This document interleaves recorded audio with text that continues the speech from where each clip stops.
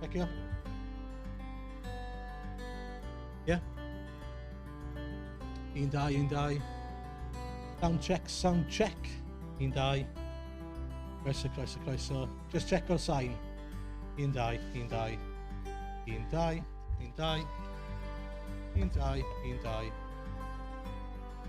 Hapus dyna? Dim o hwn fel os fi'n siarad fel hyn. Mae'r music on sy'n falle'n neud yn anoddach falle, ond ti'n hapus? Ie? Yeah.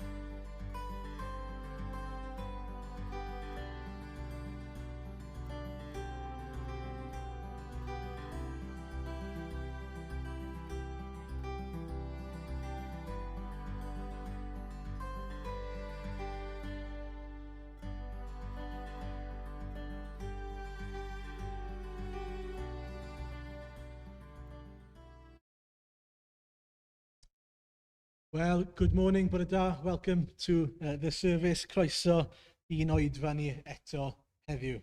The announcements have been going around on the screen, so you'll know what's going on. We have a prayer meeting at 6 o'clock on Wednesday, and the house group at 7:20 now on Thursdays, where we're going through Hebrews, and we encourage you to come to both, to enjoy fellowship, to enjoy seeking God in His Word together, but also to be fed and to hear God speaking to us.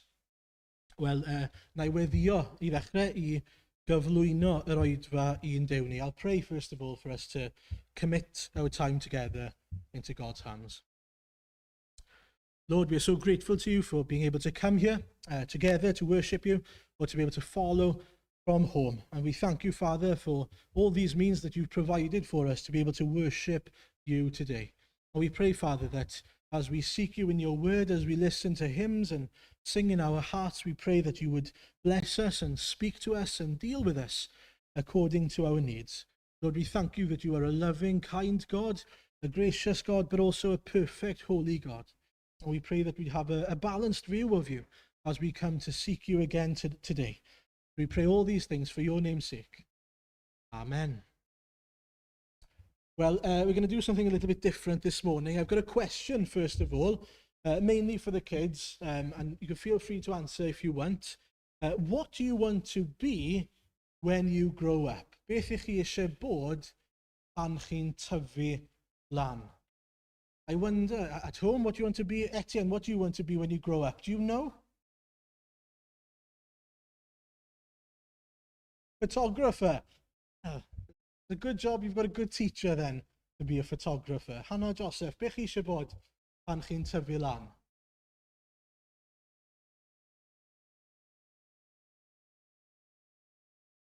Hannah, beth wyt ti eisiau bod? Miss. Mae Hannah mae'n bod yn miss, yn athrawes. Joseph, beth wyt ti eisiau bod? Ddim yn siŵr eto. OK. Wel, pan o'n i'n tyfu lan, o'n i eisiau bod yn un o ddau beth. Unau chwaraewr rygbi, neu chwaraewr snooker. Syml iawn. I wanted to be one of two things, either a snooker player or a rugby player. But today we'll be looking at something a little bit different, which is what God wants for each and every one of us. Mynd i edrych am eiliad ar beth mae Duw eisiau ar ein cyfer ni. Pwy swydd mae e eisiau ar ein cyfer ni? Bob un ohono ni sydd yn ei ddilyn e. So swn ni mlaen i'r slaid nesaf, please, Sam. Dyma mae e'n dweud wrthyn ni yn 1:42 a dod 9. Ond dych chi'n bobl sydd wedi'ch dewis yn offeiriaid i wasanaethu y brenin, yn genedl sanctaidd, yn bobl sy'n perthyn i Dduw.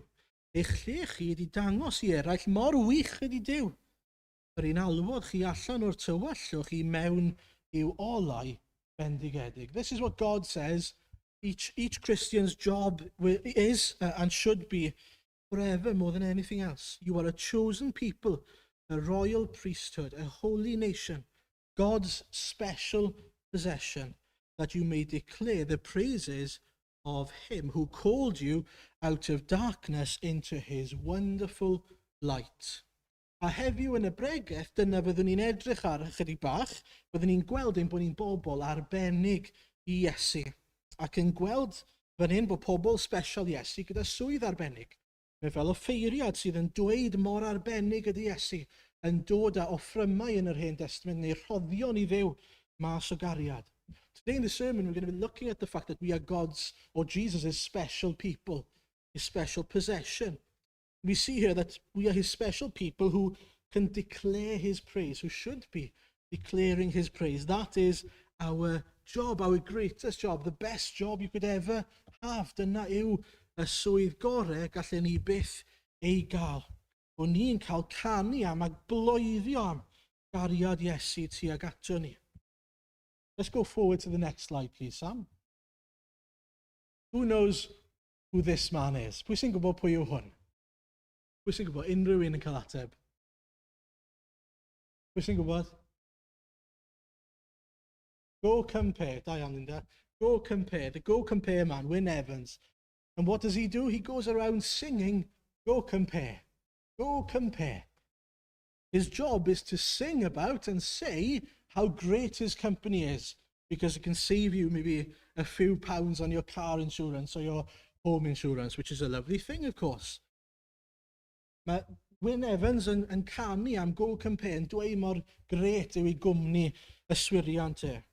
Ond mae gyda ni job gymaint gwell na Wyn Evans ydy'n go compare. We've got such a greater job than that. We get to sing about God, a God who saves, a God who forgives sins, a God who allows us to have life forever with him, knowing him, as we heard last week. Felly cofiwch, yn enwedig chi bobl ifanc falle, sy'n watcho gytre, sydd yn dechrau meddwl beth i fi eisiau bod pan i fi'n hun, beth i fi'n mynd i fod fel gyrfa. Cofiwch, mae eich gwaith pwysica chi, eich gwaith gorau chi, yw i ddatgan ac i floeddio mawl i ein harglwydd ni. Our greatest job forever, whoever you are, as long as you belong to Jesus, is to declare the praises of him who brought you out of darkness, wonderful light.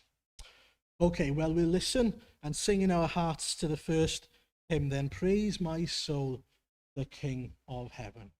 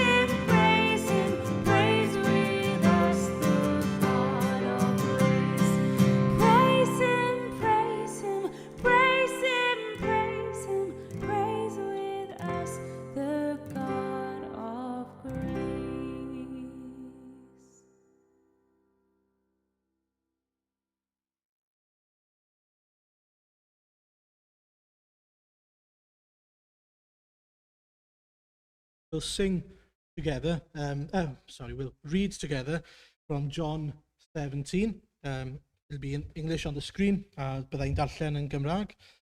Ioan 17 yn ôl at weddi'r arglwydd Iesu, a adnodau 1 i 9 byddai'n darllen. I'll be reading verses 1 to 9. Wedi iddo lefaru'r geiriau hyn, cododd Iesu lygaid i'r nef, a dywedodd, o dad, y mae'r awr wedi dod. Gogonedd dy fab, mwyn i'r mab dy ogoneddu di. Oherwydd rhoddais di ddwyf awdurdod ar bob un. Awdurdod i roi bywyd tragwyddol i bawb yr wyt ti wedi ei roi i ddwyf. A hyn yw bywyd tragwyddol, dy adnabod di, yr unig wir ddiw, ar hwnna anfonais ti, Iesu Grist. Yr wyf fi wedi dy ogoneddu ar y ddeiar trwy orffen y gwaith a roddais i mi i'w wneud. Y nawr, o dad, gogonedda di fy fi ger dy fron dy hun, a'r gogoniant oedd i mi, ger dyfron cyn bod y byd. Yr wyf wedi amlygu dy enw i'r rhai a roddaist i mi allan o'r byd. Eiddo ti oeddent, ac fe rhoddaist i mi. Ymaint wedi cadw dy air di, ymaint yn gwybod y nawr mae oddi wrthi ti, y mae popeth a roddaist i mi.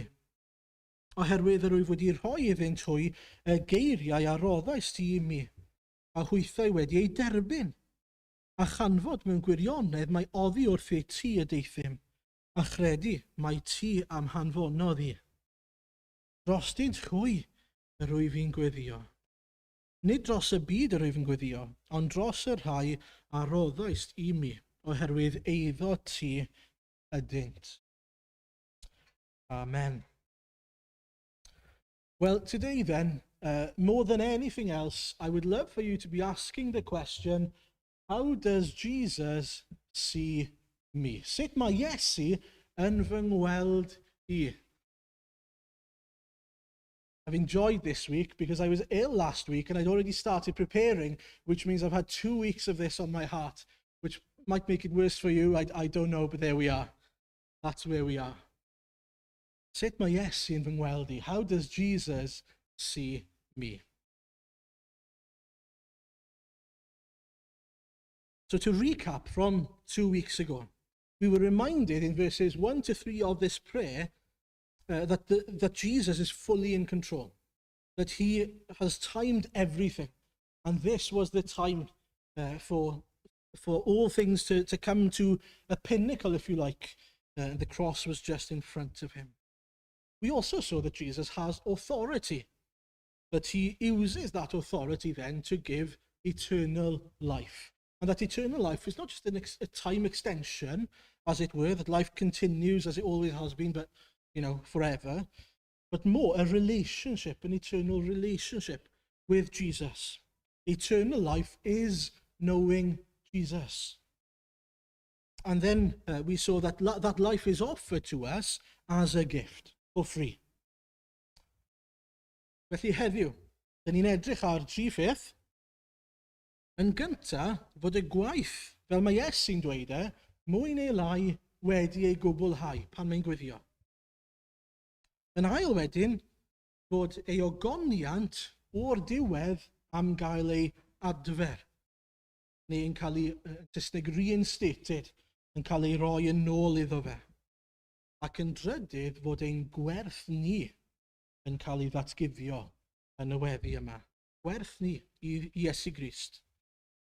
So firstly then, the mission is practically accomplished.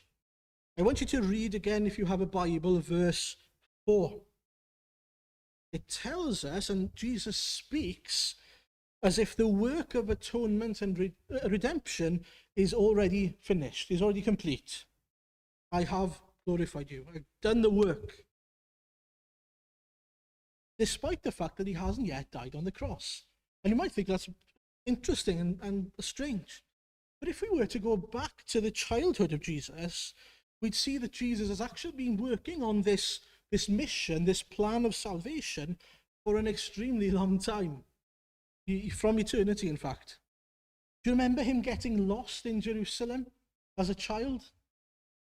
3 diwrnod yn ddiweddarach, mae ei rieni fe'n ffindio fe yn y synagog yn Jerusalem, yn siarad ac yn dysgu pobl yna, ac yn dweud pam y buwch yn chwilio amdanaf. Onid oeddech yn gwybod mae yn rhif yn had y mae'n rhaid i mi fod. Neu yn ôl y Beibl William Morgan, yr King James Version, mae'n fwy clir i ni, oni wyddwch fod yn rhaid i mi fod ynghylch y pethau a berthyn i'm tad, about my father's business. In other words, his mind was on his father's business, on the mission of salvation, even back then. In fact, even further back than that, from eternity. And so a lot of the work of salvation had already been done. This was the final lap, if you like, what was ahead of him. And so everything up until this point in John 17 was done. And so to a degree, and please understand what I mean by this, the cross was a foregone conclusion. It was going to happen. Not that he was belittling the cross or making light of the cross, as if, well, it's just, that's all that's left, as if that's a small thing. But in terms of how set he was that this was going to happen, it was the only way.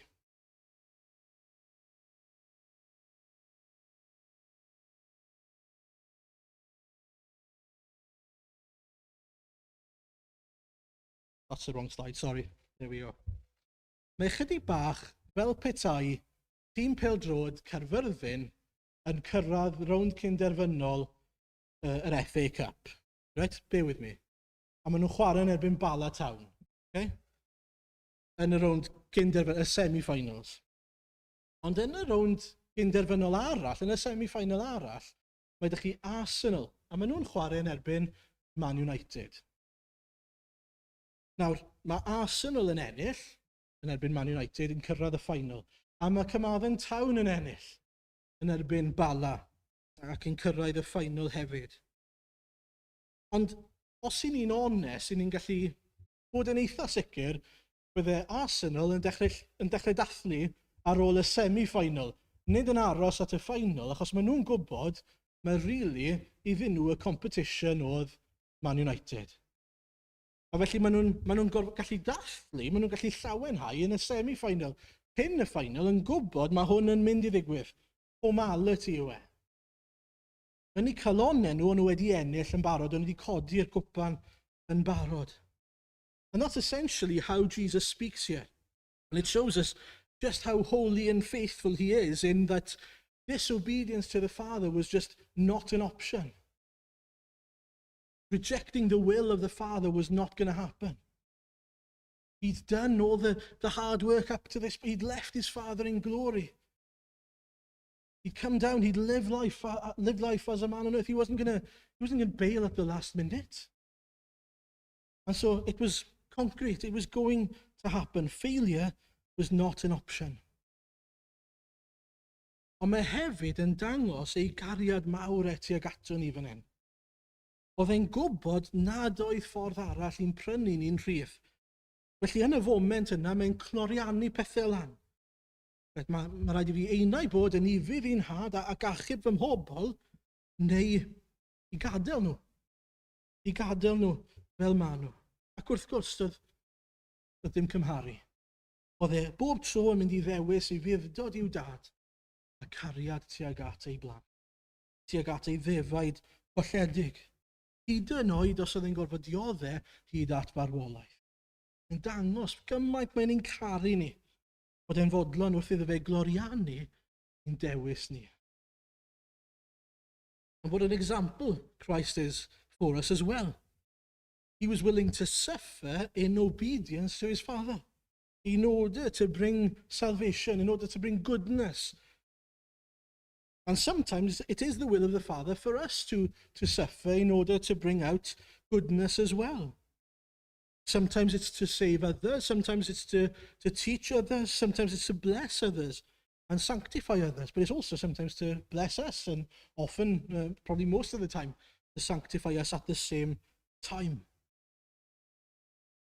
I want us to think about Jim Elliot. Meddyliwch am Jim Elliot. Cafodd ei alw gan Dduw i fynd i Ecuador i farw.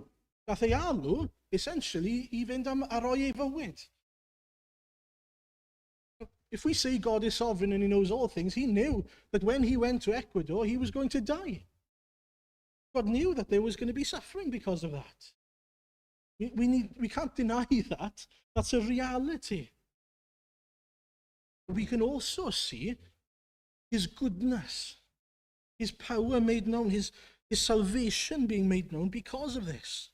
Oherwydd ar ôl i wraig ei glywed y newyddion, beth mae hi'n ei? Wel, mae hi'n mynd mas i Ecuador, a mae hi'n siarad gyda nhw, yn dangos cariad tuag atyn nhw ac yn esbonio iddyn nhw, ti yw'r un sydd wedi, chi yw'r rhai sydd wedi lladd fy ngŵr i, ond mi'n eich caru chi, achos mae Iesu'n eich caru chi.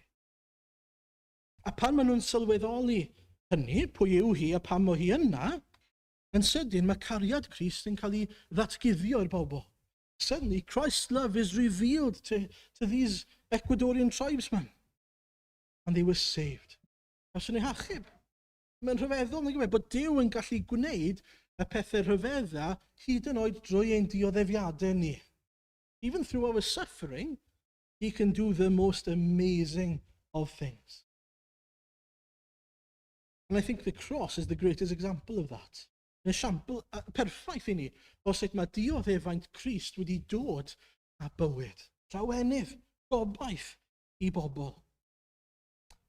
Okay, so that's the first point then. As far as Jesus was concerned, the work was done. Not literally, but in terms of the certainty of his love and his commitment to save us. Yn ail te, mae ogoniant o'r diwedd yn mynd I gael ei adfer. Ar ddechrau adnod 4, I ni'n darllen, ni'n clywed yr wyf I wedi dy ogoneddu ar y ddeiar.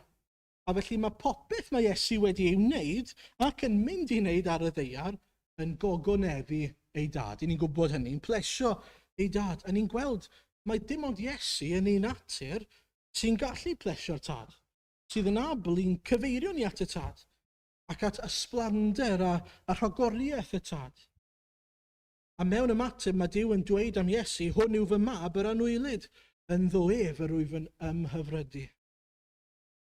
And so Jesus, by humbling himself to putting on flesh, by leaving his position in glory in heaven, by being made to look like us, and surrounding himself with sin and sinners, by dying the most humiliating of death reserved for the greatest of sinners, by doing all those things, he glorified his Father.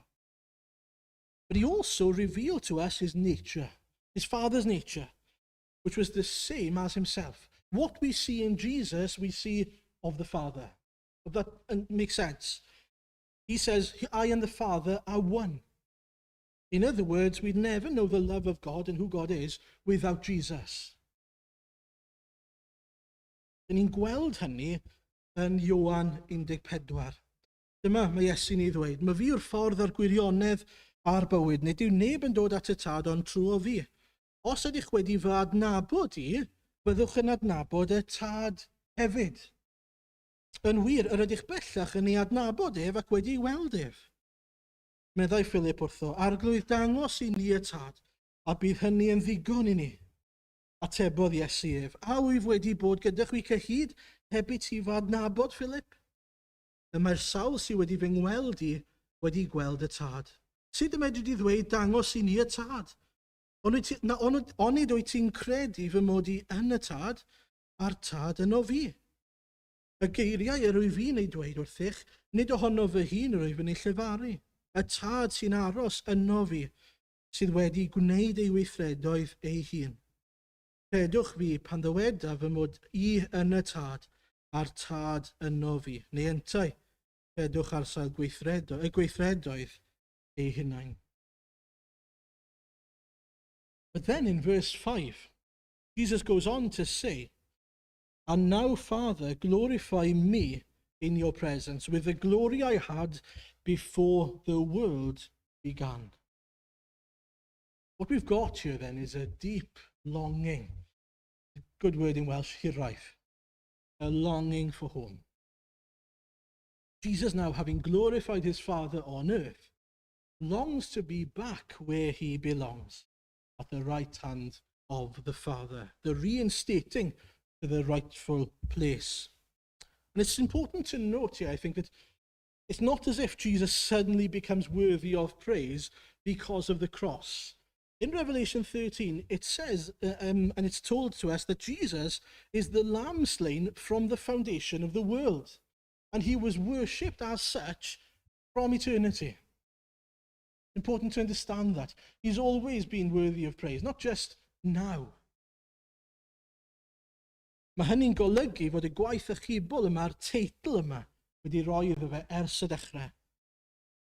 A mae Crist yn ysu gael bod nôl gyda'i dad yn y nef. A ni'n gwybod nag ni just nyn man yn debyg I adre. Mae Elain yn meddwl mod i'n crackers pan mae'n gofyn I, ti eisiau mynd ar wyliau rhywle? A fi'n gweud, y hoff le I fynd ar wyliau yw adre. Fi wrth y modd adre, fi wrth y modd, mae dyn ni super king-size bed. Mae dyn ni soffa cyfforddus. Mae dyn ni popeth sydd i angen arna i, a fi'n cael ymlacio. Lle bod fi'n gwybod, it's known to me, yn lle'r unknown. Lle bod yna'n gyfforddus i fi, sa'n gwybod, lle bod yna rhywbeth i ddweud amdano i fyna. Ond dwi wrth y modd. Wel, mae Iesu eisiau mynd nôl lle mae e'n gwybod sydd yn berffaith. Mae'n gwybod popeth am y nefoedd. Mae'n gwybod mor lan yw e. He knows everything about heaven, and it tells us something about heaven then, doesn't it? How wonderful it is, how perfect it is, how glorious it is. He longs to be back, the right hand of his Father, in the presence of his angels, worshipping him, knowing who he is, and those who have gone before us as well. We read this in Hebrews 12, verse 2. It talks about Jesus, who for the joy that was set before him endured the cross. So Christ went to the cross with that joy in mind. That was his fuel, if you like, his motivation. Knowing that, yes, I'm dying now, but one day I will be a king with my redeemed people in glory for eternity. Isn't that amazing? Isn't that wonderful? That's what kept him going, knowing that it was worth it at the end, that the crown was to come, the gold medal was to come, if you like. Fi credu bod hwnna'n dangos ac yn dysgu cymaint i ni nag yw e. Mae'n y rheswm i ni ddal ati, oherwydd Crist, os i ni'n dyfal barhau, byddwn ni hefyd yn dathlu mewn gogoniant gyda Crist, byddwn ni'n cael coron ein hunain, sydd yn anhygoel. Byddwn ni'n cael rhannu yng ngogoniant Crist. Ond hefyd, tybed ydyn ni'n cyffroi ac yn edrych ymlaen, fel oedd Iesu'n edrych ymlaen, i gael bod nôl gyda'i dad. I wonder, do we truly get excited about being back home, where we belong? Because this world isn't our home. We are foreigners in this world, and our home is with him. We should be excited about that. I wonder, do we see what Jesus sees when we look forward and think about what is to come? Well, it teaches us a lot, doesn't it, about heaven and what a desirable place it is, really. Its nature, as wonderful, glorious, perfect. And we can rejoice that we know Jesus and that we belong to him and that we serve him, that we are citizens of his kingship. And so we belong to his kingdom, which is a heavenly kingdom. It's where we belong. And what's interesting is that he rejoices with us. We can rejoice, but Jesus rejoices with us. Dywedodd William Hendrickson, sy'n ddiwynydd, the Son is looking forward to the glory of rejoicing in the joy of his saved people. Amazing. He is looking forward to the glory of rejoicing in the joy of his saved people, the very people whose salvation he had planned from eternity. And then if we were to look at Zephaniah 3, we see that that's actually foretold. In verses 15, I think it is, to 17. The Lord has taken away your judgments. He has cast out your enemy. The King of Israel, the Lord, is in your midst. You shall see disaster no more. In that day it shall be said to Jerusalem, do not fear. Zion, do not let your hands be weak. The Lord your God is in your midst. The mighty one will save. And this is the important bit. He will rejoice over you with gladness. He will quiet you with his love. He will rejoice over you with singing. Sa'n gwybod amdano chi, ond fi'n gorffen y pwynt yma gyda hyn. Nid ych chi bwr reluctant, amharod yw Iesu Grist.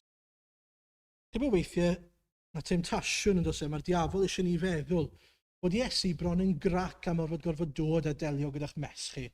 It's a little bit like when you go to a restaurant and you spill a drink or you smash a plate up, and then the waitress comes along or the waiter, and you can tell they're just annoyed with you because you've just made a mess and they have to come up then and clean your mess up.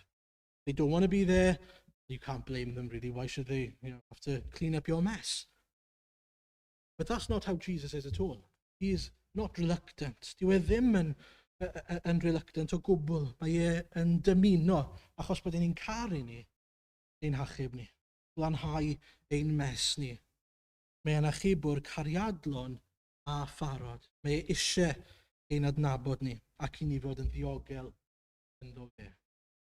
Wel, mae hwnna'n dod â ni at y pwynt ola yn fyr ac yn sydyn, ond i fi yn werthfawr iawn. For me, this was the pinnacle, I think. Our value to Jesus is revealed in verses 6 to 9. I don't know if you've ever thought of the prayer like this before, or what Jesus says. I hadn't, if I'm honest.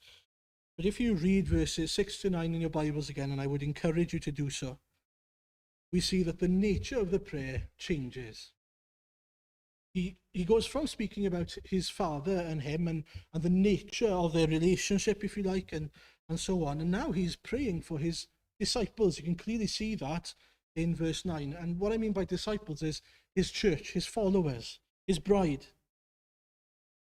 A beth sydd ganddyn ni fan hyn yw rhyw fath o esboniad nefol dwyfol o'r hyn sydd wedi digwydd iddyn nhw, Eglwys Crist, yn ôl cynllun Duw. Sut mae Iesu'n ei gweld nhw? How Jesus sees them.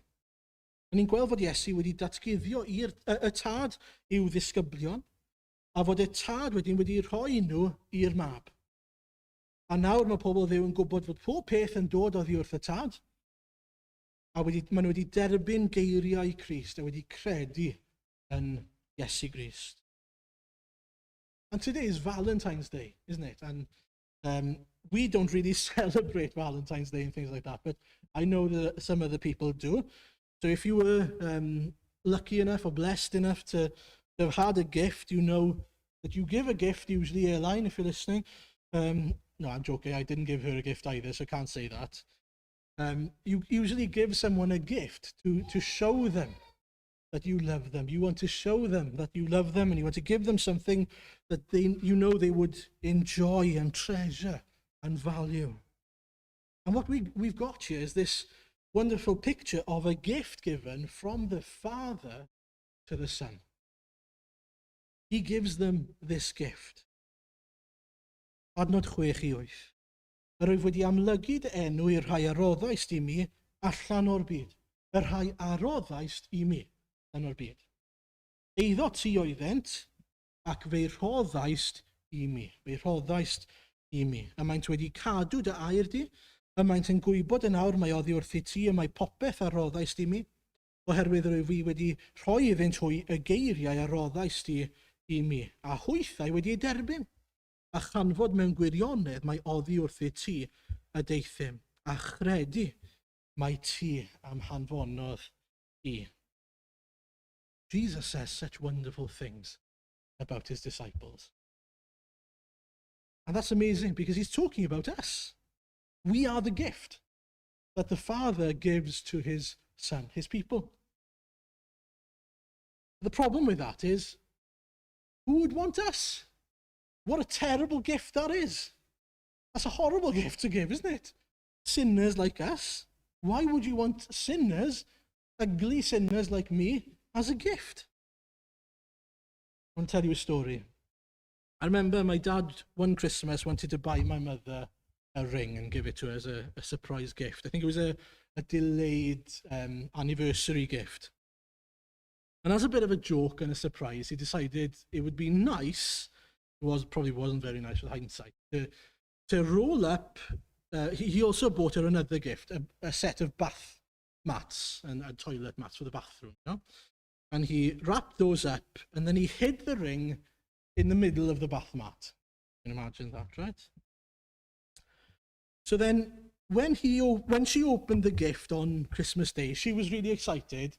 Partly that was my fault and my dad's fault, because we decided as a joke, I was in on it, to sort of, really big up the gift, really kind of, oh, you're going to love this. Oh, this is, you've really wanted one of these for years, and so on and so forth.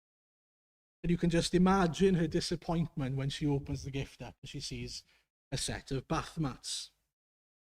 She was angry. I'm not gonna lie to you. She was very angry at the time. But then, a little time passed by, and she thought, I think actually sort of half an hour went by before she looked at them properly.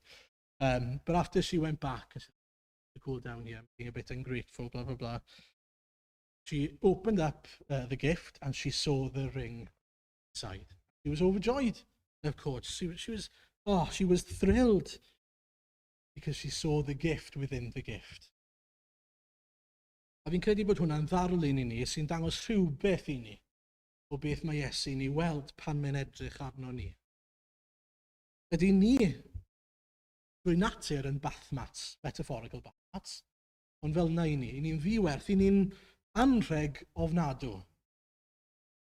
I ni'n deilwng o ddŵr brwnt y bath ac tamprwydd, na beth i'n deilwng ohono fe.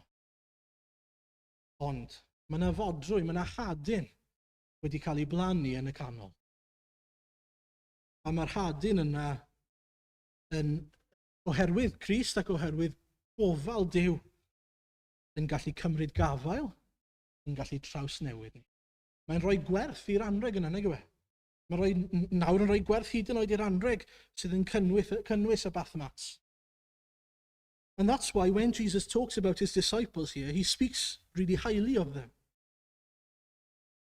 Not because of who they are, of course not, but because of the gospel that's been implanted in them and taken up, life in their hearts. He speaks about, for example, the one who would later on, not long after this, deny him. And he says, he is a gift to me. That's what he says to his Father here as he prays for him, that he's been given to him, a gift. And not only that, he's believed in me and accepted the word. He's put his faith in me.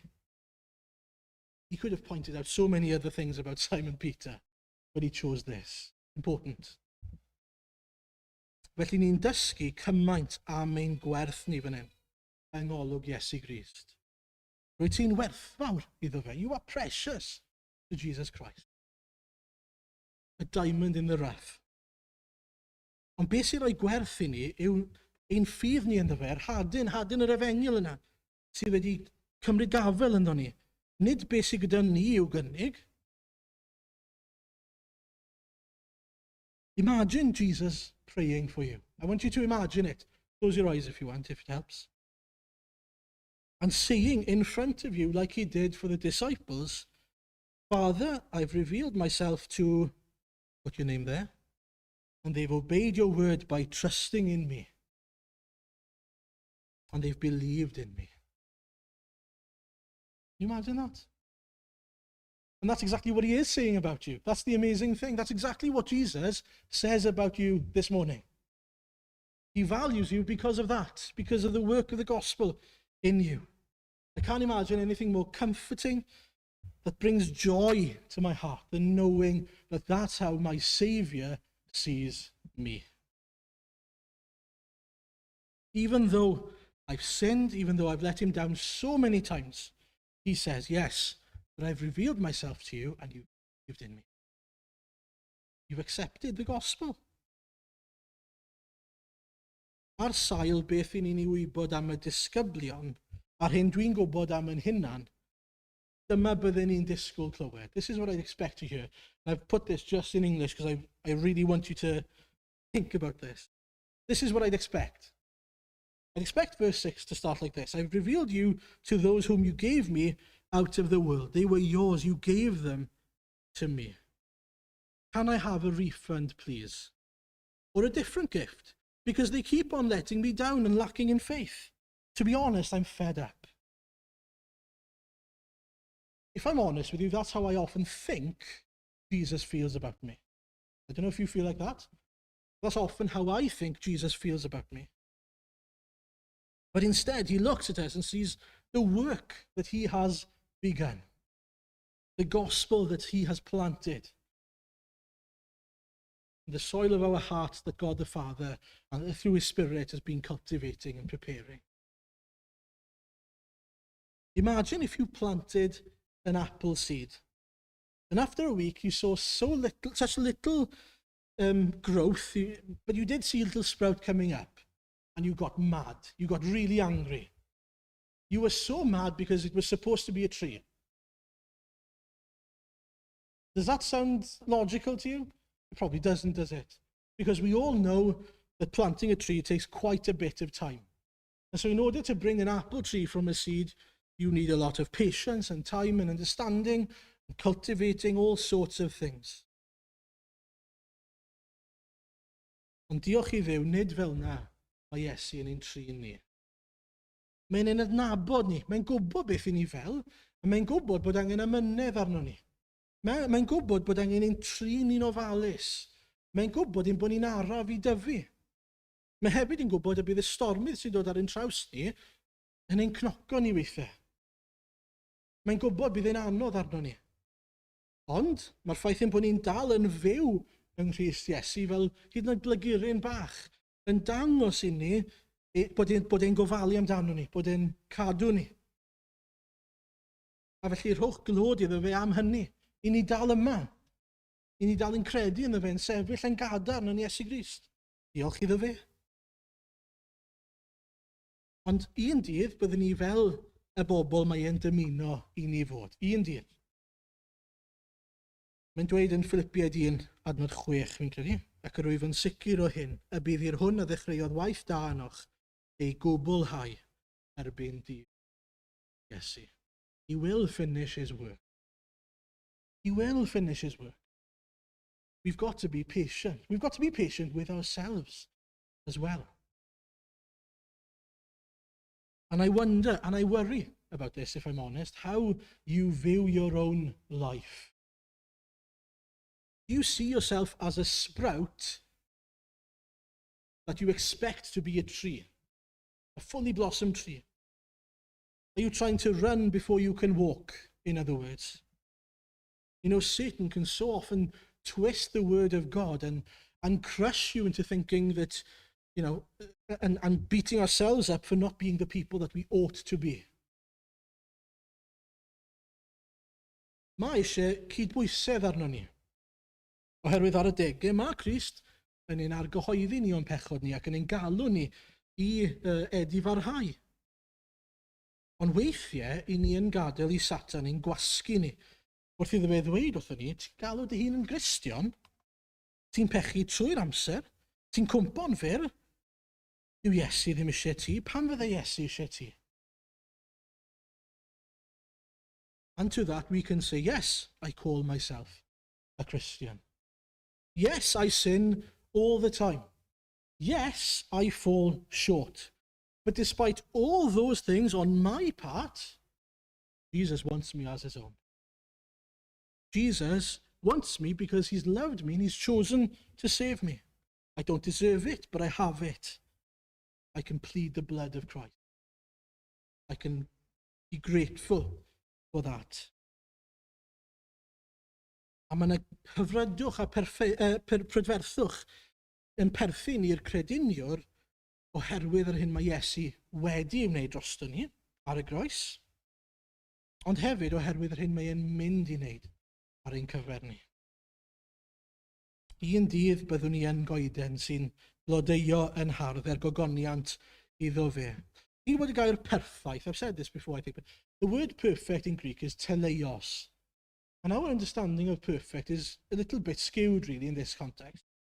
Because when we think about perfection and being perfect, the word talks about being fully mature, coming to a full maturity. If you think of anything maturing, it takes time. It takes, being shaped, being molded, being rebuked, being treated.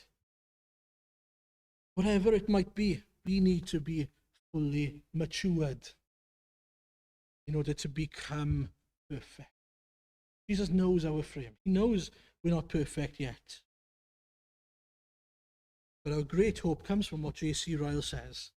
Dyma mae'n dweud, it is evident that Jesus sees far more in his believing people than they see in themselves, or than others see in them. The least degree of faith is very precious in his sight. Isn't that wonderful? The least degree of faith is very precious in his sight. And as I said, it's the seed of the gospel that gives us worth. And do you know what that does? It frees us from that pressure an expectation to try and perform or reach any type of standard in order to be acceptable and beautiful to God. Because we'll never be that person. Maybe you've watched one of those sort of transformation programs that, they're all on the telly all the time, are they? People wanting to be given a makeover, wanting to be made perfect or beautiful. There's only one who can do that to your heart, soul, Jesus Christ. A ni'n cael ein gwneud yn dderbyniol a prydferth oherwydd ein bod ni wedi cael ein gwisgo gyda'i gyfiawnder. Dyna'r unig ffordd i gael ein gwneud yn hardd yn wyn bron y tad. Felly, rhowch glod iddo fe, diolchwch iddo fe, dathlwch, dwedwch, ein bod ni wedi cael ein gwneud yn hardd. Nid ein bod ni'n hardd, ond bod ni wedi cael ein gwneud yn hardd ac yn dderbyniol i'r arglwydd Iesu. Bod e wedi rhoi gwerth a phwrpas i ni. Bod wedi rhoi cyfle i ni fod yn bobl mae Duw wedi'n creu ni i fod. That's a really important thing, I think, as we finish. It's Jesus who gives us worth. He's given us everything. He's made us beautiful in his sight. And so often we fall short in telling people that. When people ask us, well, why do you do this? Why do you do that? We go, hey, I'm a Christian. It's a bit of a cop-out, really, isn't it, if we're honest with you. There's so much more better things we can say than that. Well, actually, I used to be exactly where you are, but he saved me. He made me the person I am. He changed my life. I was once without purpose. I was once all these things, dead, without hope, and now I am saved. I am found, and I'm beautiful in his sight, and I can't take any of the praise. Thank the Lord. And I want to finish by saying this. Look, if you haven't come to Jesus yet, look at what Jesus can do for you. Let him make you beautiful and give you new life. Ac yn ail, weddiwch am ddealltwriaeth o sut mae Iesu yn ein gweld ni. Ond hefyd am ddirnadaeth, ynddo fe? Mae angen dirnadaeth arno ni. Mae eisiau ni wybod pan ni'n clywed llais Iesu yn ein argyhoeddi ni ac yn ein cereddi ni, yn hytrach na Satan yn ceisio ein gwasgu ni. Weddiwch y byddwn ni'n cofio ein gwerth ni. Diolch i waith Iesu. See, as I said at the beginning to the kids, we are God's special. For his name's sake. Amen. Wel, nawn ni weddio gyda'n gilydd. Let's pray. Heavenly Father, we want to thank you and praise your name that you have saved us, that you have given worth to us, filthy rags. Arglwydd Iesu, diolch i ti am ddod i'n byd ni. Diolch i ti am ildio do goniant yn y nefoedd a roi y heibio mwyn dod yn ddyn. Wisgo cnawd mwyn i ni gael perthyn i ti. Arglwydd i ni'n rhyfeddu. Arglwydd i ni'n canu mawl i ti ac yn diolch i ti am y fath achubiaeth. Lord, there aren't enough words to express our gratitude. And on Valentine's Day today, we pray, Father, that all the other insignificant, really, gifts would pale in significance compared to the wonderful gift that you have given your Son, Jesus Christ, which is us. And that we're not wonderful because of us ourselves by nature, but because of the gospel that's taken hold of us. But we thank you for making us precious, for giving us worth. And we pray, Father, when Satan does tempt us to despair and to think of ourselves as these terrible people that we are, that we wouldn't focus on our sins, but that we'd focus on the cross. We'd focus on the atonement, the price that has already been paid, knowing then that we are free because he paid the price in our place. Felly, Arglwydd, ni yn gweddio i ti roi golwg newydd i ni ohono ni, ein bod ni ddim yn gadael i Satan i roi geiriau yn ein pennau ni a syniadau sydd ddim yn unol â dy air di. Diolch am roi gwerth i ni. Diolch dy fod ti Arglwydd Iesu ni'n trysori ni. Ac Arglwydd i ni yn gweddio ac yn dymuno yn unol â dy ewyllys di i ragor i gael dod yn werthfawr yn dy olwg di hefyd. We pray that more people would become precious possessions of yours as they give themselves to you, as they make sure that they submit to you and become a follower and a disciple of the Lord Jesus. We pray, Father, would you save souls? Would you save souls among us? We thank you that it only takes the smallest amount of faith, as J.C. Ryle says, but we thank you that he says again that even the smallest, the least of faith is very precious in your sight. Lord, we thank you. We thank you that we belong to you and you belong to us. Arglwydd, os oes rhai heddi yma yn gwylio sydd yn stryglo ar hyn o bryd, yn clywed lleisiau'r diafol arglwydd yn gweddio y bydden nhw wedi cael golwg newydd ohono ti, a dy gariad, a dy ofal tuag atyn nhw, a nawr ohonyn nhw trwy dy waith di. Ac arglwydd ni hefyd yn gweddio am rai sydd yn galaru, am rai sydd yn dioddef ar hyn o bryd, beth bynnag eu sefyllfa nhw a'i cyflwr nhw, ni'n gweddio y bydden nhw'n troi ato ti ac yn gweld bod y cyfan yn ofal di arglwydd, eu cynhaliaeth nhw yn dy ddwylo di. Lord, we do pray for those who are struggling at the moment and grieving especially, and we pray that you would be very near to them, that you would remind them that even if they've lost someone, that they are precious in your sight, Father. Lord, we pray that you would uphold them and that you would fill them by your Spirit. Arglwydd ni hefyd yn gweddio am yr wythnos sydd i ddod, yn gweddio arglwydd y byddwn ni'n byw fel rhai sydd wedi derbyn gwerth, byw fel rhai sydd nawr â phwrpas yn y byd yma. Lord, help us to live as people who have been given value and purpose, and live purposeful lives then to glorify your name and further your kingdom. And so accept our praise and thanks. Accept us, Father, we pray again. And if there's anyone here or watching from home who hasn't yet come to know you, we pray that today we'd see a makeover of a spiritual nature. Lord, a soul being given worth and beauty, being made into the likeness of Christ and being made into the bride of Christ today. Lord, we pray all these things for your glory. Amen. Wel, i ni am orffen gyda emyn ola ar y sgrin te. We'll finish with the last hymn, which is a translation of Hallelujah, What a Saviour.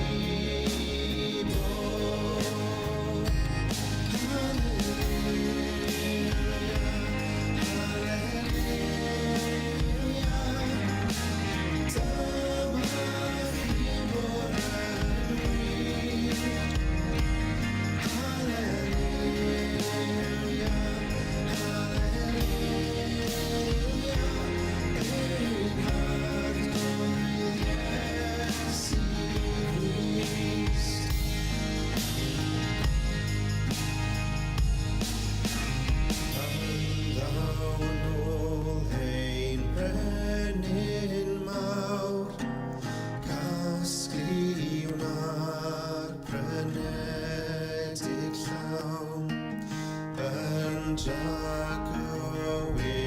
gallwn fawr, Hallelujah, am chi bod. Hallelujah, Hallelujah, dyma chi bod yn wir. Hallelujah, Hallelujah, ein arglwydd Iesu Grist. Hallelujah, Hallelujah, dyma chi bod yn wir. Hallelujah, Hallelujah,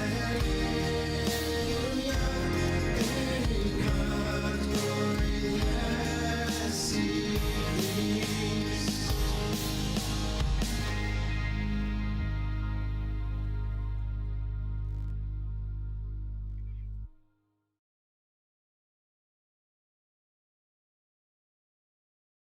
So, Lord, we thank you that we are a chosen people, a royal priesthood, a holy nation, God's special possession, that we might declare the praises of him who called us out of darkness into his wonderful light. Help us to live in such a way that pleases you and glorifies your name. Thank you, Lord Jesus. Amen.